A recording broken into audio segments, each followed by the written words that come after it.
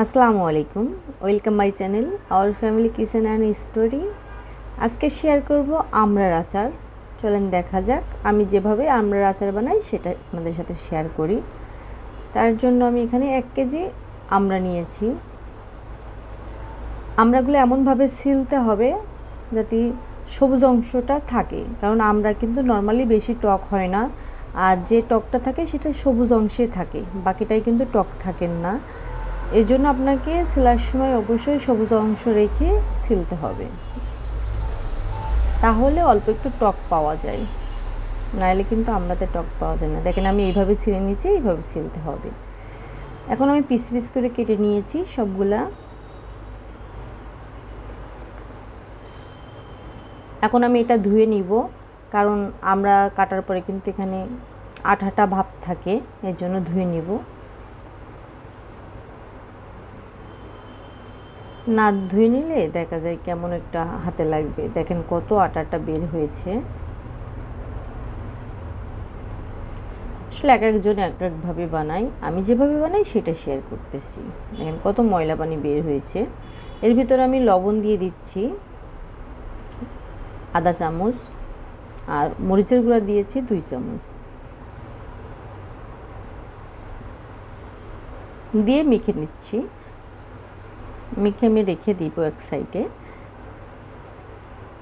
আর আমি এখানে 2 চামচ নিয়েছি পাঁচফোড়ন, আর এর ভিতর দিয়ে দিচ্ছি 2টা শুকনো মরিচ, দিয়ে হালকা করে তেলে আমি বেশি জন্য পুড়ে না যায় এমনভাবে ভেজে হালকা করে ভেঙে নিব, একবারে গুঁড়া করে নিব না।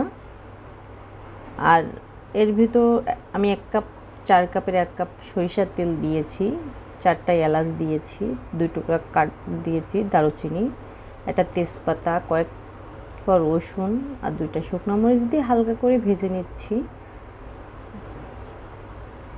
ভেজে এর ভিতর দিচ্ছি 1 চামচ আদা বাটা, আর হলো 2 চামচ সরিষা বাটা। আপনারা চাইলে এখানে সরিষার বাটা পরিবর্তে কাসুন্দিও ব্যবহার করতে পারেন।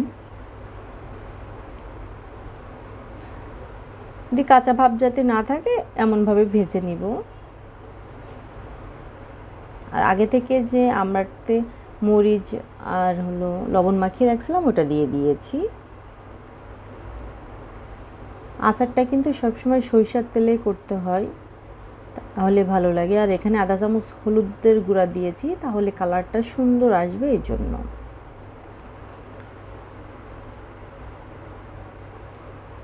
মিডিয়াম আঁচে রান্না করব, আমি ঢেকে দিয়েছি। একটু নাড়াচাড়া করেই আমি এখানে 1 কাপের মতো পানি দিয়েছি, দিয়ে মিডিয়াম আঁচে আমি রান্না করে নিব। ভিডিওটা কিন্তু খুবই ছোট হয়েছে, 4 মিনিট। আচারটা হতে কিন্তু 4 মিনিট সময় লাগে না, অনেক সময় লাগে, আর আমরা তো একটু গলতে সময় লাগে। আর এখানে 1/4 কাপ দিয়েছি চিনি। চিনিটা আপনারা আপনাদের স্বাদ অনুযায়ী দিবেন, কারণ অনেকে বেশি খায় অনেকে কম খায়, ওই অনুযায়ী দিবেন। আর এখানে দিচ্ছি 2-3 পিস তেঁতুল হবে, 2 থেকে 3 পিস তেঁতুল গরম পানি দিয়ে গুলে রেখে দিয়েছিলাম। আর পাঁচফোড়ন আমি 2 চামচ যে ভেঙে রাখছি তার অর্ধেকটা দিয়ে দিলাম, আর অর্ধেকটা নামানোর আগে দিয়ে দিব। অর্ধেকের বেশিটাই এখন দিয়ে দিচ্ছি।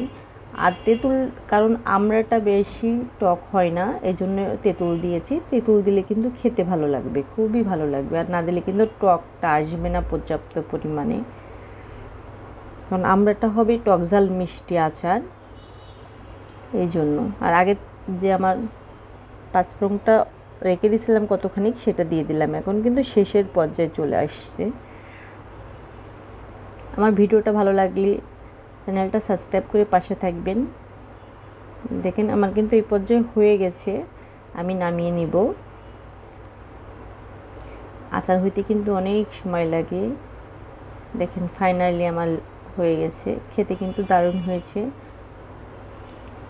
আর উপর দিয়ে একটু মরিচ দিয়ে দিচ্ছি। সবাই ভালো থাকবেন, আজকে এই পর্যন্ত। আল্লাহ হাফিজ।